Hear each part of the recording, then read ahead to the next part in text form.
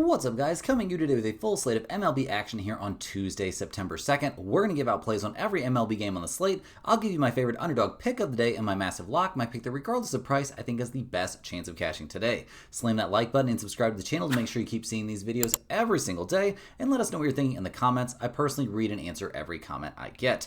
Check the pinned comment throughout the day to see our favorite picks, and you should definitely check back a couple of times throughout the day to see if there are any changes with injury news coming out and starters being confirmed. Yesterday, guys, a little bit of anarchy out there, if we're being honest, but we had a pretty good time, and so did the premium. We went 3-2. We cashed a nice underdog to start things there on the Athletics at plus 120, a blowout 11-3 win there. The offense was cooking for the Athletics, and Sonny Gray was terrible there for the Cardinals. Morales was solid for the A's with a big lead. Their bullpen couldn't mess it up too bad. We also had the Giants at minus 145, a comfortable 8-2 win for San Francisco. Tang was fine out there, giving up only 2 earned runs, but he did surrender 9 hits. The Giants bullpen was lights out as usual, and the offense also had a great time putting up 8 runs. We followed that up with another win. We had the over there in that Seattle Mariners Tampa Bay Rays game, a 10-2 win there for Tampa Bay in a game where Shane Baz was annoyingly solid. Castillo was terrible for the Mariners, and their bullpen wasn't great either, so we do end up taking what was eventually a comfortable win. Took us a little bit longer into the game than I would prefer on an overplay. So a perfect 3-0 start to the day. Unfortunately, Cleveland at plus 135 as our dog of the day did not come through. A tough 6-4 loss. Felt like it could have gone either way. We did back a young starter, and sometimes that's just not going to work out. The bullpen was really what was really cost us there in the end. Despite getting to bellow a little bit there, the Guardians just couldn't quite make it happen for us. So tough to lose a nice underdog there. We also had the Tigers at minus 110 as our massive lock of the day. Obviously a great price for the lock, but a super annoying game there from Detroit. They lose this one 10-8. Uncle Charlie let us down big time, and in the end, it was the bullpen that completely let us down with Sommers really looking awful, and we see the Tigers losing despite the Mets' entire pitching staff, including Manea, as we predicted, having a terrible day. So a 3-2 day, regardless, isn't too bad, especially cashing a nice underdog there on the Athletics. The premium did much better than that, though, but we'll dive into that here in a little bit. Right now, we got to get after it, guys. We've got a full slate here on a very loaded Tuesday out there in the MLB streets, and first up, we're looking at the LA Dodgers going on the road to take on the Pittsburgh Pirates. The Dodgers come into this game fresh off a much-needed 5-4 win there against the Diamondbacks. They actually lost 2 out of 3 in that series. They still have a 2.5 game lead there over the struggling Padres. They'll hand the ball in this game to Clayton Kershaw. He's 9-2 on the year, a 3.06 ERA. This 37-year-old veteran's been throwing the ball great, coming off a very good start there against the Reds. The Dodgers are 5-0 over his last 5 outings, so all very, very positive stuff. We'll see what he can do here against the Pirates, obviously one of the worst teams in the majors at the plate, but Kershaw can be a little bit up and down. Like he had a mediocre outing there against the Rockies, for example. Gave up quite a bit against Boston that one time. So yeah, we'll see what he does. I am generally expecting him to go out there and be very good, though. The bullpen for the Dodgers has not been great this year. A 4.13 bullpen ERA over the course of the season, and even down the stretch after making some changes, they're still not a great bullpen unit overall. So that leaves room for plenty of concern. And the offense, not swinging the hottest bats. I mean, 5-1-0 in that series against the Diamondbacks is not the best. Not what you expect from this team. They're 3rd in runs scored this year. They're 2nd in slugging percentage. This is a dangerous offense, but right now, not exactly killing it. So we'll see what they do here against the Pirates, who at 61-77 on the year have been out of contention for quite some time. They did just manage to win 2 out of 3 at Fenway, so that's cool. We'll see what happens here as they hand the ball to Carmen Mulzinski. He's sporting a 3.86 ERA. He's making another one of those spot starts. He's kind of their long relief guy, and when he's been making these starts, he's been okay. Had a good start there against the Cubs, giving up 1 run over 4 innings. His last time starting was against the Cardinals back on the 27th. 3 innings, 3 hits, and an earned run. Doesn't really fill me with confidence when you're about to go up against a team as good as the Dodgers. So we'll see how that goes. Obviously, it's going to be a game where we see a lot of the Pirates bullpen, and they haven't been terrible this season, but a 4.08 bullpen ERA also would indicate they haven't really been great. So I do worry a little bit about their bullpen situation for this game. The offense has been terrible all year long. They did swing the bats okay at Fenway. I mean, 2, 10, and 4 runs over those 3 games is fine, but over the course of the year, this is the lowest scoring team in the majors. They are also last in slugging percentage and 28th in batting average. So not a ton of great things to say about the Pirates offensively. Looking at the numbers for this game, the Dodgers are minus 180. The Pirates are plus 150. We've got a total of 8.5 in this game. The Dodgers are 31-33 on the road, 36-27-1 to the under on the road. The Pirates are 39-30 at home, so a surprisingly decent team when playing at home, 36-31-2 to the under at home. I am at least slightly considering the Padres here in a little bit of a bounce back spot after a bad series against Arizona. Maybe they can take advantage here of the Pirates. So I will take them minus 180. I'm not super interested in the total in this game, and this would have to be the lock of the day to really make the pinned comment here at minus 180, so probably not going to make the cut. Next on the docket, we're looking at the New York Mets going on the road to take on the Detroit Tigers. The Mets burned us yesterday thanks to an insane day there from Soto. Crazy day for him at the plate. In Game 2 of this series, they're going to hand the ball to Nolan McLean. This rookie has been absolutely on fire since coming up to the big leagues. He's 3-0, a 0.89 ERA. Just had an 8-inning, 4-hit, no runs allowed, struck out 6 and walked 0 start against the Phillies. He's been lights out. 3 outings. Great stuff in every single one of them, wins in every single one of them for the Mets. So we'll see if we can keep that little roll going. The Mets bullpen, not the best bullpen out there, a 3.94 bullpen ERA. They were very good, probably 40 or so games ago, but right now, not a bullpen that I have a total faith in.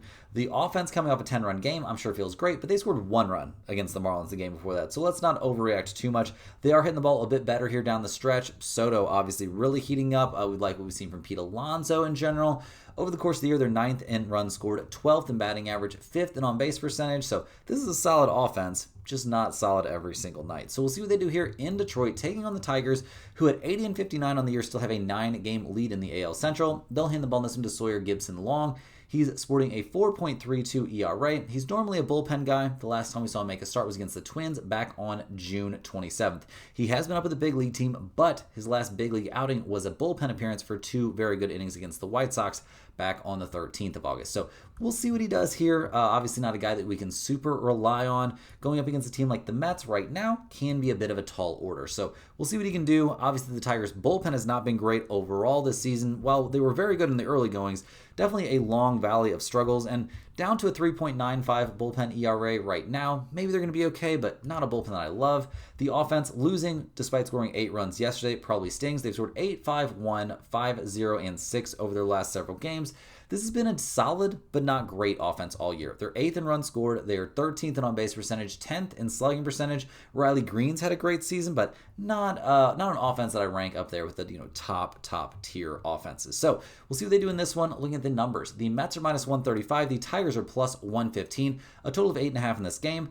The Mets 29 and 37 on the road, 32, 29, and 5 to the under on the road. Detroit's 44 and 26 at home, 35, 30, and 5 to the over at home. I'm not interested in the total in this game either, but I definitely think the Mets at minus 135 with McLean on the mound make a ton of sense. I think they're definitely in good shape to win this game. I'm not loving what I'm seeing in terms of the pitching situation for the Tigers in this one, so definitely give me those red-hot Mets to win another game. Next on the docket, we're looking at the Toronto Blue Jays going on the road to take on the Cincinnati Reds. The Blue Jays at 79 and 59 on the year probably feel great about the fact they're still in the lead in the AL East, but it's only 2.5 games, and that's over the Yankees and the Red Sox. So things are getting sketchy down the stretch. They just lost 5-4 there yesterday at Cincinnati. Now they've got to run it back here, handing the ball to Jose Barrios. He's 9-5 this season, a 3.95 ERA.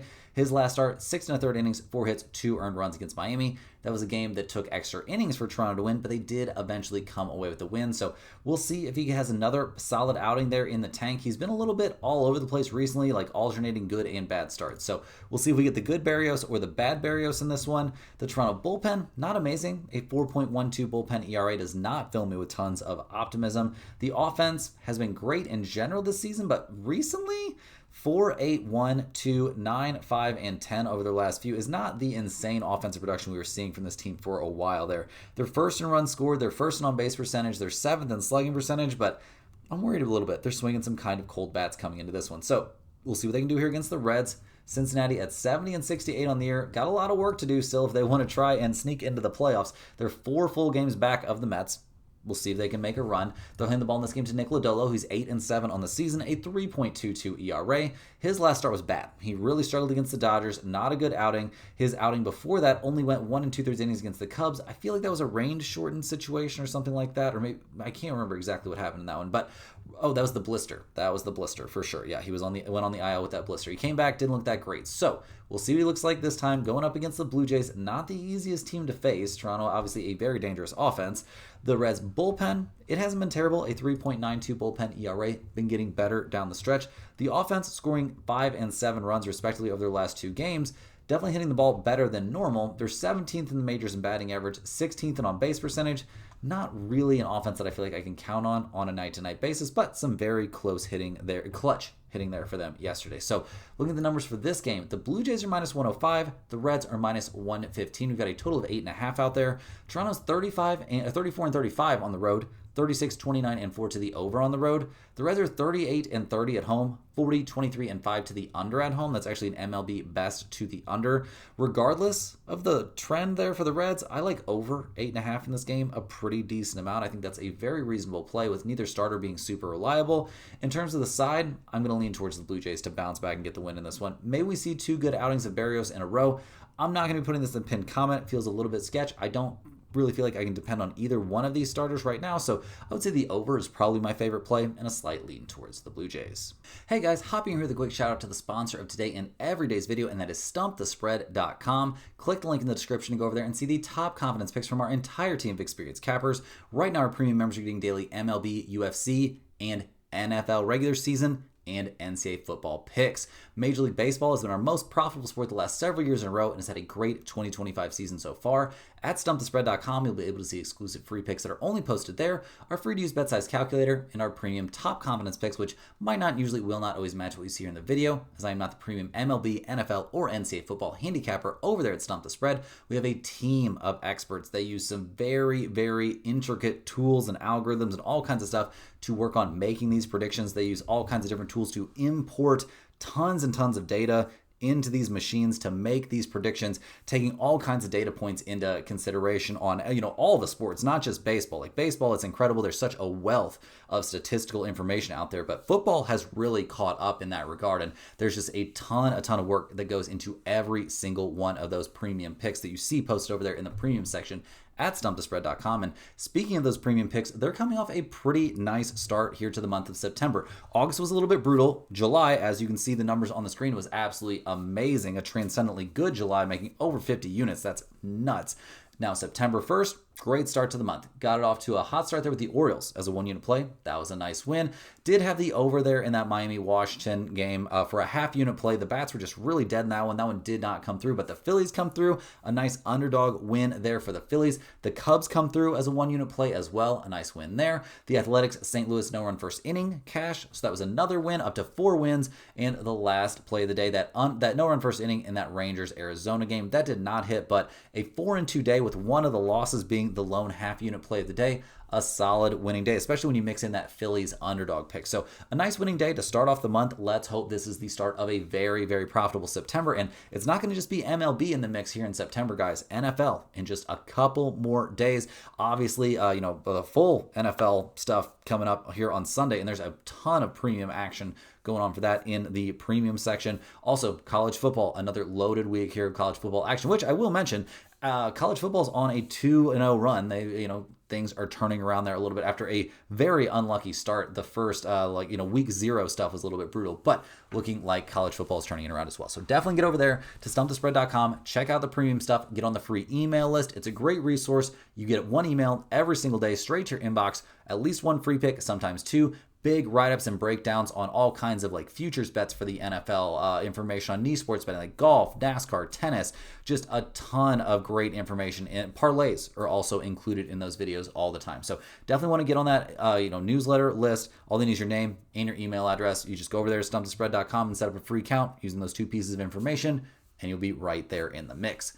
Also, if you're a huge fan of what you're seeing from us here every single day, you can click that little join button right below the video to become a YouTube channel member. YouTube channel members get early access to all of our videos, get their name up on screen in every single video, but more importantly, they get access to our members-only giveaways. We just did a giveaway on the 1st. We still haven't had somebody step forward and claim that they won that giveaway. So definitely, if you're one of my long time or just a channel member in general here on YouTube, get down there in the comments. And who knows, I could end up sending that hoodie out to you if it does go unclaimed. Regardless though, guys, I really appreciate all my channel members over here on YouTube. It just shows that you're a super fan, and I appreciate every single one of you. Love seeing those comments down below with that little badge next to them. But regardless, guys, we got to dive back in. We've got a ton more games to cover here on a very loaded Tuesday slate. And next up, we're going to be looking at the Cleveland Guardians going on the road to take on the Boston Red Sox. The Guardians come into this game, obviously, at 68-68 on the year, not having the best time. They're still theoretically in the mix. They're 4 games back of the Mariners there in the American League wildcard chase. They'll hand the ball in this game to Slade Ciccone, who's 5-6 on the year, a 4.41 ERA.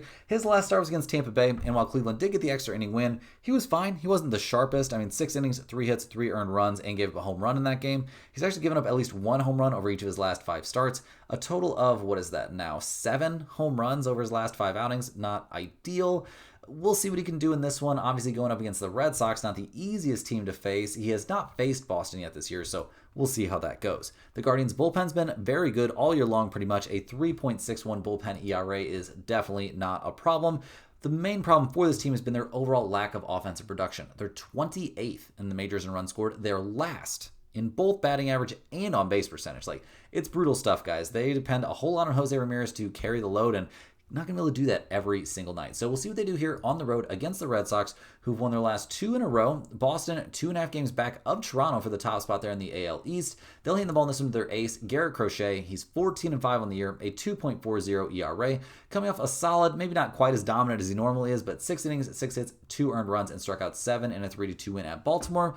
You can't really fault the guy too much for that. That's a pretty good start. Obviously, we've seen very good stuff from him over the course of the year. He has not faced Cleveland, though, so we'll see how that goes. But I'm expecting Crochet to go out there and be very, very good. The Boston bullpen has been excellent this year. One of the best 2 or 3 bullpens in the majors. The offense, 6, 5, 3, 2, 3, 3, and 5 over their last few is honestly pretty weak sauce for what we're seeing from them recently. They're 5th in runs scored. They're 8th in the majors in batting average, 7th in on base percentage. This is supposed to be one of the most dominant offenses in baseball. Right now, they're not swinging the hottest bats, but they're obviously not completely dead. They scored 6 runs their last time out. So looking at the numbers for this game, the Guardians are plus 210. The Red Sox are minus 250. We've got a total of 8 in this game. Cleveland's 33-35 on the road, 35-28 and 5 to the under on the road. Boston's 43-27 playing at home there in Fenway, 37-31 and 2 to the under at home. I'm not interested in that under 8. That's not going to be something I get involved with, but I am definitely interested in the Red Sox here at minus 250 as a potential lock of the day. You got Crochet on the mound. You got to take notice. The lock of the day is supposed to be the pick that I think is most likely to cash regardless of price, and I know minus 250 is an expensive price, but I think Crochet is going to dominate in this outing. Rolling right along, we're looking at the Miami Marlins going on the road to take on the Washington Nationals. The Marlins lost game 1 of this series 2-0, a very low scoring affair there. In game 2, they're going to hand the ball to Adam Mauser. He's 0-1 on the year, a 5.59 ERA. This young 24-year-old not having an amazing time in his 2 starts this season with the big league team. Really got knocked around by the Phillies, and then followed that up, back in June. Then came back up to the big leagues, went up against the Mets back on the 28th. 4 innings, 4 hits, 2 runs allowed. Not amazing stuff. Not amazing stuff. That was a 7-4 win for the Marlins, though, so maybe he's lucky. I don't know. We'll see how it goes. The Marlins bullpen has not been amazing either this season. A 4.32 bullpen ERA continues to get worse.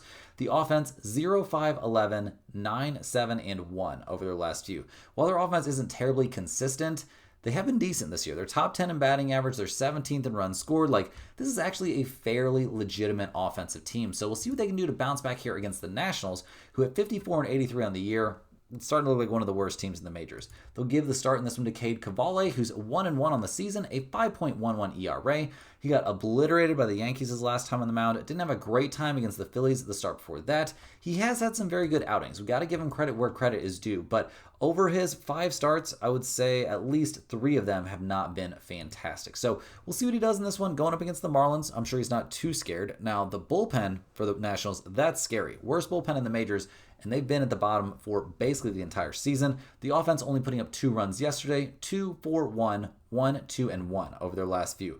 Some of the coldest bats in the majors right now. They're down to 25th in the majors in runs scored, 25th in slugging percentage, and those numbers not climbing at the moment. So looking at the numbers for this game, the Marlins are minus 105, the Nationals are minus 115. We got a total of 9 in this one. Miami's 34-36 on the road, 35-33 and 2 to the over on the road. The Nationals are 27-42 at home, 34-31 and 4 to the over at home. I'll actually lean a bit towards the under in this game. I doubt we see a crazy amount of offense here. I also am going to side with the Nationals. Once, I don't love this spot. Obviously, they're two terrible teams, so I'm a little bit concerned here, but I do think this is a good spot for the home team, especially Cavalli on the mound, I think is the best starter. Next up, guys, we're looking at the Seattle Mariners going on the road to take on the Tampa Bay Rays. The Mariners took the 10-2 loss in Game 1 of this series, but slam that thumbs up button if you enjoyed cashing the over with us on this matchup yesterday. The Mariners here in Game 2 are going to hand the ball to Brian Wu. He's 12-7 on the year, a 2.95 ERA, coming off another very reasonable start. 5-2 through his innings, 6 hits, but only 2 earned runs allowed there against the Padres. In a game we saw the Mariners win 4-3. Seattle obviously comes into this game needing every win they can get, trying to fend off teams like the Rangers, the Royals, and the Guardians as they hold currently that last playoff spot, that last wildcard berth in the American League. Wu, like I said, has been throwing the ball great, so that's a big step in the right direction for them, obviously. The bullpen has been a little bit hittable recently, and that's not great. A 3.87 bullpen ERA is worse than they've been over the vast majority of the season. The offense putting up only 2 runs yesterday, that's not a good look, and it's been struggling. I mean, 2, 4, 3, 4, 4, and 6 over their last few games. Not up to the standard this team set for itself early in the year. They're still 11th in runs scored, but they're down to 21st in batting average and 15th in on-base percentage. They need all the power numbers they can possibly get out of Cal Raleigh, and I mean, it's the end of the season. He's a catcher. You kind of expect him to be wearing down a little bit. So we'll see what they do against the Rays. They're 68-69 on the year, and while they're most of the way out of it, I guess they're really not. It felt like they were there for a while, but they're 4.5 games back of the Mariners, so this is a very important series there for the Rays. They're going to hand the ball in this one to Drew Rasmussen, who's 10-5 on the year, a 2.64 ERA. His last start, very solid stuff there against Cleveland. 6 innings, 4 hits, 2 earned runs allowed, and what was eventually a 4-3 extra inning loss for Tampa Bay. They need to give him a little bit more run support. He's only given up 5 runs over his last 5 outings, including going 6 innings, giving it 4 hits, no runs, while striking out 4 against the Mariners. So expecting very good stuff from Drew Rasmussen in this game. The Rays bullpen has been excellent this season, a 3.68 bullpen ERA. The offense is cooking once again, 10-7, 4-4, and 3 over their last few. A lot of positives here. A lot of positives. Like the last time Wu went up against Tampa Bay, we did see the Mariners win, but he was very hittable in that outing. So looking at the, bullpen for the Rays, they're good. Looking at the offense for the Rays, they're good. Looking at the numbers for this game, the Mariners are -115. The Rays are -105 at home. We've got totals of 8 or 7.5 in this one. The Mariners are 32-37 on the road, 38-30-1 to the over on the road. Tampa Bay, they're 35-33 at home, 35-29-4 to the under at home. I do think under 8 is in play in this game. Also, you get me interested in no run first inning potentially in this spot, but better than those, I think we might end up siding with the Tampa Bay Rays in this game. I think at a very reasonable -105 with Rasmussen on the mound, while only pretty hittable the last time he faced the Rays, that was not the case for Rasmussen the last time he faced the Mariners. Give me Tampa Bay at home in a very important game.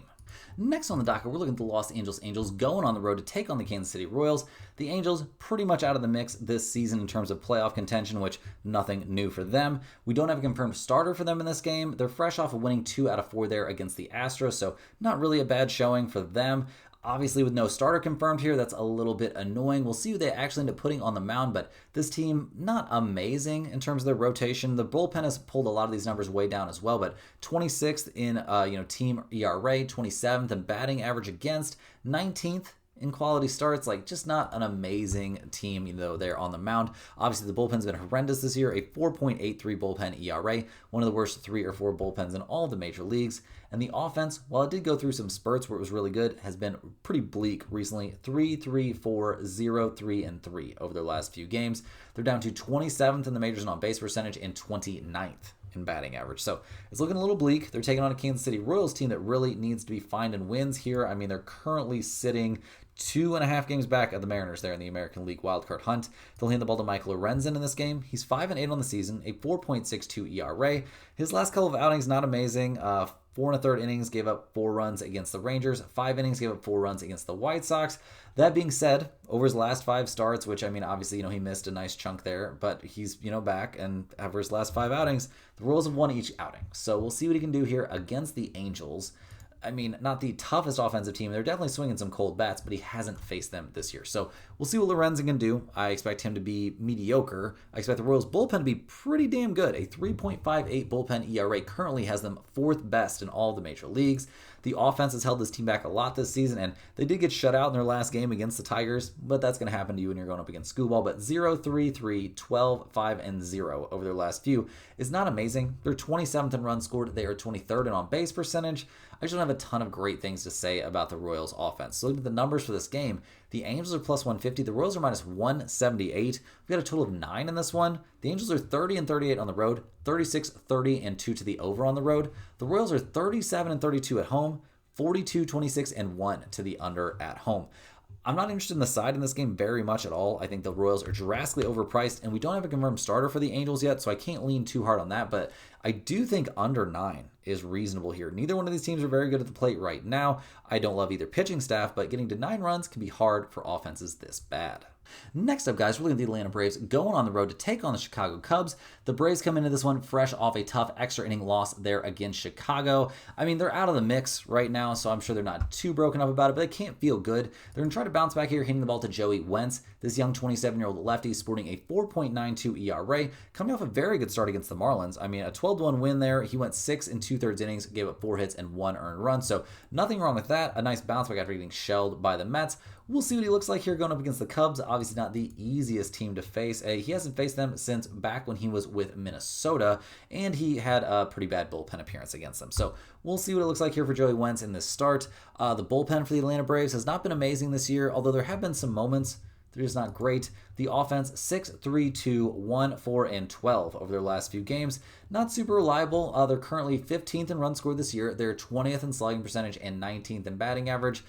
They've got some bats, but not a ton of them. So it's been a little bit rough this year. They're going to go up against the Cubs here, who, need every win they can get. They're currently 5.5 games back in Milwaukee, so making it a race a little bit there in the NL Central. In terms of the wild card situation, they're 5 games up, so I don't think they've got too much to worry about there. They'll hand the ball in this game to Shota Imanaga. He's 8-6 on the year, a 3.08 ERA, but not looking that dominant his last time out, or maybe even his last 2. Gave up some runs there against Milwaukee, and then 7 innings, 5 hits, 3 earned runs against the Giants his last time on the mound is not the norm for this guy. He's also been giving up home runs. Gave up 5 home runs over his last 4 starts. So we'll see if he can round back into form here going up against the Atlanta Braves. Obviously not the hardest hitting team. Has he faced Atlanta? No, he has not faced Atlanta yet this season. So we'll see how this one goes. The Cubs bullpen's been decent but not dominant down the stretch. A 3.89 bullpen ERA definitely leaves room for improvement.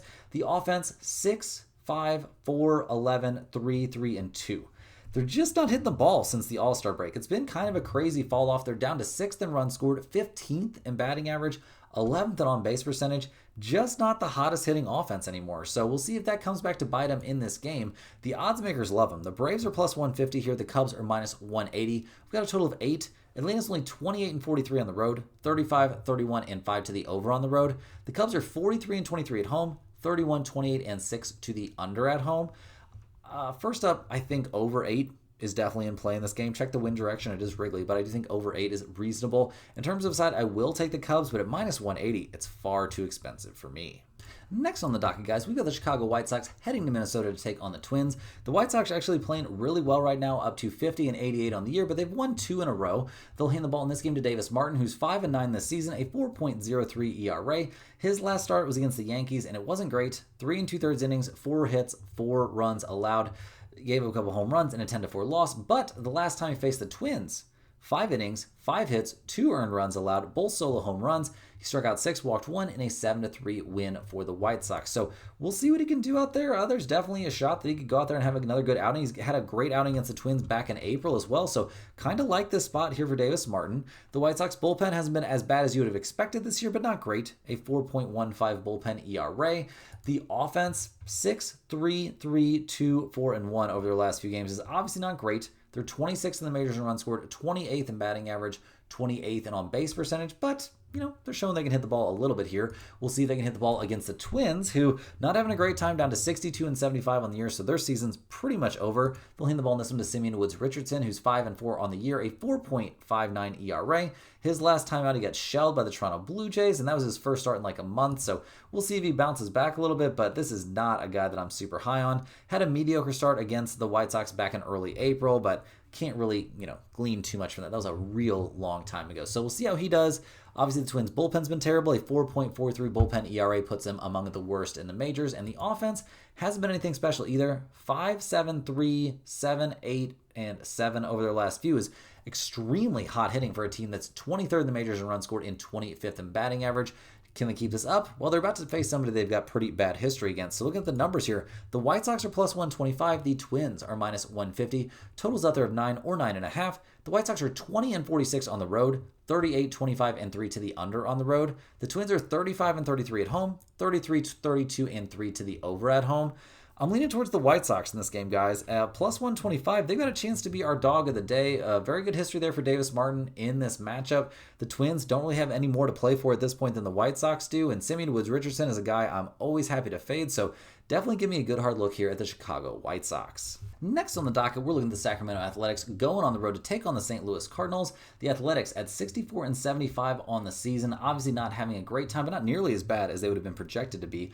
Also, slam that thumbs up button yesterday if you enjoyed cashing the Athletics yesterday. A nice underdog play there, and they blow them out 11-3. They'll hand the ball in this one to Luis Severino. He's 6 and 11 on the year, a 4.82 ERA, coming off a bit of a stint there on the IL, but he threw the ball relatively well before that, and he's going up against a Cardinals team that I know he has the stuff to have good outings against, so we'll see what he can do. I'm expecting him to be pretty good in this start. This guy needs to show that he has value here heading into the offseason. Now, the bullpen for the Athletics is not great, although it's been looking a lot better recently, down to a 4.79 bullpen ERA. The offense is no joke, 11, 6, 3, 2, 7, and 7 over their last few games. Very dangerous unit, 12th in runs scored this year, 4th in batting average, 4th in slugging percentage. They've got some young, very exciting bats out there in that lineup. So definitely interested to see what the Athletics will do in this one going up against the Cardinals, who are 68 and 71 on the year. They've lost 2 in a row, and where are they now? 6.5 games back in the National League wildcard hunt. They'll hand the ball in this one to Miles Michaelis. This 37-year-old veteran's 6 and 10 on the year, a 5.04 ERA, coming off one of his best starts of the season. He did a great job against the Pirates.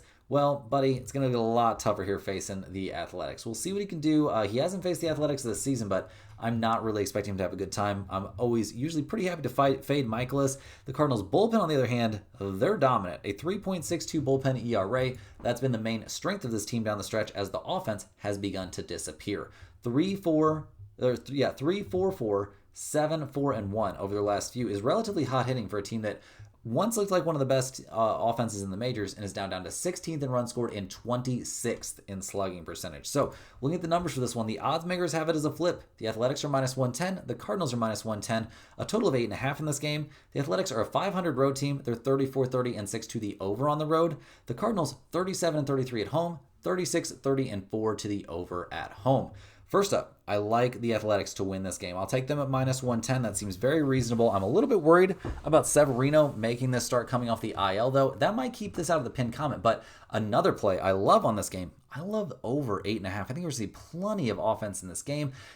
Even if Severino's good, the Athletics could pile up 9 runs on Michaelis all by themselves, and that Athletics bullpen still not great. I do worry about the Cardinals bullpen shutting them down, but the Athletics are really good at the plate, so they might even be able to score some runs off of them. So definitely give me over 8.5. Rapid fire through these games, we're looking at the New York Yankees going on the road to take on the Houston Astros. The Yankees did take the loss in the last game of that series against the White Sox, but at 76 and 61 on the year, they're finally starting to put some heat on the Toronto Blue Jays for that top spot in the AL East. The Yankees will hand the ball in this one to Max Fried, who's 14 and 5 on the year, a 3.06 ERA, coming off a pretty good start there against the Nationals. 7 innings, 4 hits, 1 earned run allowed, and an 11-2 win for the Yankees. His last 2 outings looks like he's back after it, guys, which is nice to see after he struggled there for a while, including a bad start back on August 10th against the Astros, where he went 5 innings, gave up 8 hits, and 4 earned runs. So we'll see if he's got a real bounce back in him in this one, taking on the team that shelled him a little while ago. The Yankees bullpen, not really there to back him up. A 4.25 bullpen ERA has not been a good look for the Yankees here down the stretch. The offense, though, has absolutely come back alive. 2, 5, 10, 10, 11, 5, and 10 over their last few games. They're hitting the cover off the ball again. They're up to 1st in runs scored. They're 10th in batting average. They are 1st in slugging percentage. Judge doing what he does, hitting more home runs. This offense is absolutely frightening. So we'll see what they do here against these Houston Astros, who at 76 and 62 on the season currently have a 3-game lead over the Mariners there in the AL West. They did win only 2 out of 4 there against the Angels. They'll hand the ball in this game to Framber Valdez, hoping he can get off to a good start in this series. He's 12-7 on the season, a 3.18 ERA, coming off a huge bounce back start there against the Rockies, obviously like the worst team in the majors, but 7 innings, 3 hits, no runs allowed. A big deal for a guy who got shelled, I would say, was it at least 4, maybe more than that, consecutive games. The last time he faced the Yankees, 5 2/3 innings, 8 hits, 4 earned runs allowed. Yeah. That was a game the Astros lost 5-4. And part of the reason they lost was not their bullpen. The bullpen's solid, a 3.72 bullpen ERA, but the offense has not been great. 8 runs in the last game is the most they've scored in a week, at least. They've scored 8-0-1, 2-4-4, 1 and 3 over their last, or 1 and 2 over their last few games. They're all the way down to 24th in the majors in runs scored, 19th in slugging percentage. This is not a very reasonable offense at the moment. So looking at the numbers for this game, the Yankees are minus 115. The Astros are minus 105. We've got a total of 7.5. The Yankees are 35-33 on the road, 35-30-3 to the over on the road. Houston's 42-30 at home, 40-30-2 to the under at home. I don't care about the total in this game, guys, but I'm definitely taking the Yankees at minus 115. I don't think Valdez is out of the woods. I'm trusting what I'm seeing from Max Fried here recently, and I'm really, really trusting what I'm seeing from that Yankees offense over the last several games. So give me New York in this one. I think they put up a big crooked number in this game, and I think they come away with a comfortable win. Next up, guys, we're looking at the San Francisco Giants heading to Colorado to take on the Rockies. The Giants at 69-69 on the season. Nice.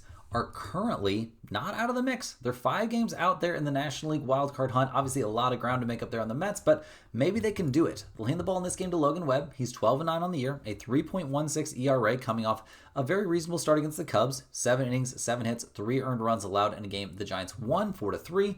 Over his last 3 starts, he's looked good. He has had some hiccups this season, but is he going to have a hiccup here against the Colorado Rockies? The odds makers definitely don't think so, and the last time he faced them, he certainly did not have a hiccup there in early May. So I'm expecting him to be very good. I'm expecting their bullpen to continue to be one of the best bullpens in the major leagues. The offense is all of a sudden hitting the ball too. That's been a crazy development. 8, 13, 1, 15, 4, 12, and 5 over their last few is amazing work at the plate for a team that over the course of the year is all the way down to 22nd in runs scored and 26th in batting average. So I'm liking what I'm seeing right now from the Giants. They're about to take on the Rockies, the worst team in the majors. 33-99 on the season. They're going to hand the ball in this one to Kyle Freeland. He's 3-13 on the year, a 5.28 ERA, 6 innings, 8 hits, 3 earned runs against the Astros his last time on the mound. Honestly, doesn't look terrible, but he's got some terrible starts mixed in. Also some dominant ones, like he was amazing against the Cardinals. So we'll see which version of Freeland we get in this one here going up against the Giants. I'm not really expecting miracles. The last time he faced the Giants, he was pretty solid back at the very beginning of May, but we'll see what happens in this one. Now, the bullpen for the Rockies, looking terrible. One of the worst 2 bullpens in the majors. The offense, not much better, guys. I mean, they're currently 29th in runs scored, and they are 29th in on-base percentage. So not a lot of positives for this Colorado team, and that's why the numbers look the way they do. The Giants are minus 220. The Rockies are plus 185. A total of 10.5 in this game. San Francisco's 34-35 on the road. 35-29-5 to the over on the road. The Rockies are 22-48 at home. 35-33-2 to the under at home. I actually do think under 10.5 is very reasonable in this game. I doubt we see some crazy offensive outburst in this one, especially given the 2 guys on the mound. I like under 10.5 enough to make it maybe into the pinned comment. I also think no run first inning is live in this game. You could take the Giants at minus 220. I do think they'll probably win, but if it's going to be low scoring, I'm not looking to get super involved with a big favorite. Rounding into the home stretch here, guys, we've got the Baltimore Orioles heading to San Diego to take on the Padres. The Orioles got the 4-3 loss there yesterday. That was a nice win there over on the premium side. At 62-76 on the year, though, I don't think they've got a lot to play for. They'll hand the ball in this one to Tyler Wells. He's coming off the 60-day IL. This young 30, well, not even that youngish anymore, I guess. Man, Tyler Wells, old now. Time flies. He's 0-2 on last season. A 5.87 ERA. We'll see what he can do. You know, getting back out there, facing some big league bats again, but obviously very up in the air what kind of production we'll get from this guy.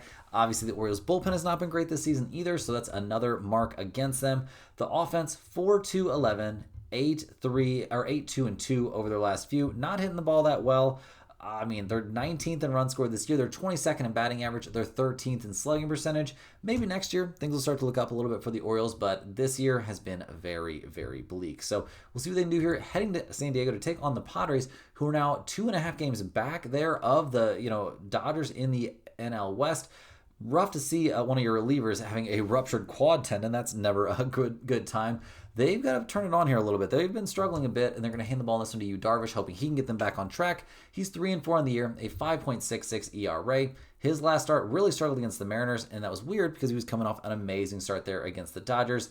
He's been a little bit all over the place. Obviously starting his season very, very late. Obviously this dude is a veteran, 39-year-old, so we'll see what he can do here against the Orioles. I would expect him to bounce back here and have a pretty good outing. He hasn't faced Baltimore this year, so we'll see how it goes, but I think Yu Darvish will probably go out there and be good. Obviously the Padres bullpen we expect to go out there and be dominant. It's been the best bullpen in the majors this year, no question about it. The offense has not been amazing. 3-2-12, 4-3-7 over their last few is fine, but 20th in the majors in runs scored and 25th in slugging percentage doesn't exactly make me think this is suddenly going to be some sort of, transcendently good team. Getting Merrill back there from the IL, that's definitely helpful, but we'll see what they can do. Now, looking at the numbers here, the odds makers love them. The Orioles are plus 145, the Padres at minus 175, a total of 8.5 in this game. Baltimore's 31-39 on the road, 42-26 to the under on the road. The Padres, they're 43-23 at home, 36-28 to the under at home. If you think Tyler Wells is going to have a good outing, under 8.5 makes tons of sense in this game. I don't really have a big read on that. I would take the Padres here, but minus 175 seems a bit expensive, so probably nothing from this game is going to make the pin comment, but I will lean towards the Padres as well. Last but not least here, guys, we're looking at the Texas Rangers heading to Arizona to take on the Diamondbacks. The Rangers continue to play really, really well. They won game 1 of this series 7-5. They've now won 6 in a row and 9 out of their last 10. They're making some noise. They're not out of their, not out of the race just in general. They're only a game and a half back of the Mariners in the wild card hunt, and they currently find themselves 4.5 games back of the Astros in the American League West race. So doing a lot of great stuff. Unfortunately, we don't have a confirmed starter for them for this game, which is why we don't have any runs or any numbers yet for this one. So we'll see who they put on the mound. Obviously, some pretty good options there for the Rangers. Bullpen for the Rangers has been pretty good this year. A 3.67 bullpen ERA is not something I'm going to complain about. The offense has not been amazing, but they've been really good over the streak, so swinging some very, very hot bats at the moment. They're going to take on a Diamondbacks team that's currently 68-71 on the year. Gurriel going out with that right knee injury. That's a tough look. They've lost 2 in a row. They're going to hand the ball in this one to Nabil Crismatt. He comes into this game throwing the ball great, honestly, over his 3 outings. Now, his last time on the mound didn't look great there against the Brewers. He looked great early on, then ran into some trouble. So we'll see what he can do here against a team like the Rangers that's not exactly an offensive powerhouse. The bullpen for the Diamondbacks is bad. That hasn't changed all year long. It's just been bad. The offense, 5-4-6-3-6 over their last few. Finally starting to take some steps back after being huge sellers there at the trade deadline. Now it's starting to finally catch up to them. So unfortunately, no numbers for this game. It's going to have to be a wait-and-see spot, but depending on who's on the mound, I'm probably going to like the Rangers, despite the fact they're not a great road team. Guys, that's all the games we have here for today. Hit that like button for good luck on all of your bets and subscribe to the channel if you're new around here. We're closing in on 60,000 subscribers. That would be a really fun number to hit. Let me know in the comments any questions you have on today's slate. I'm more than happy to get back to you. I appreciate everyone watching. Make sure you're clicking the link in the description to check out stumpthespread.com, and we will see you guys right back here tomorrow, same time, same place, for more sports betting action.